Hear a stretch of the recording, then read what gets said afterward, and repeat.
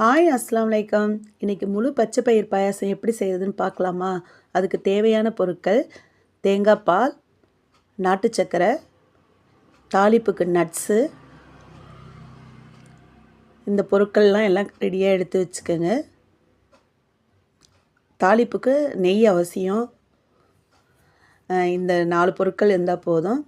பச்சை பயிர் பாயாசம் சூப்பராக ரெடி பண்ணிடலாம்.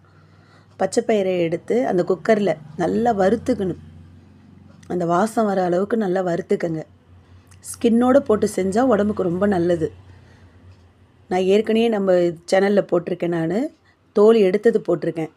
இது தோலோடு சாப்பிட்டா இன்னும் உடம்புக்கு நல்ல ஹெல்த்தி. நல்லா வறுத்த பிறகு அதுக்கு பிறகு அதுலேயே தண்ணி ஊற்றி நல்லா அதை வேக வச்சுக்கணும். கொஞ்சமாக உப்பு போட்டு கொஞ்சமாக உப்பு போட்டு நல்லா வேக வச்சுக்கோங்க. ஒரு 3 விசில் விடுங்க. 3 விசில் விட்ட பிறகு நல்லா வெந்த பிறகு அது ஒரு மத்தாலியாவது எதுலையாவது கடைஞ்சிக்கங்க.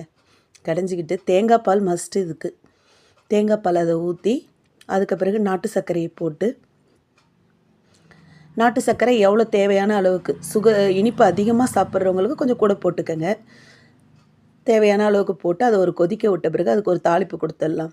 நெய் ஊற்றிக்கங்க பேனில். நட்ஸு என்னென்ன நட்ஸ் இருக்கோ அதை போட்டு நல்லா அதை கோல்டன் ஃப்ரை ஆன பிறகு தாளித்து அதில் கொட்டிடுங்க.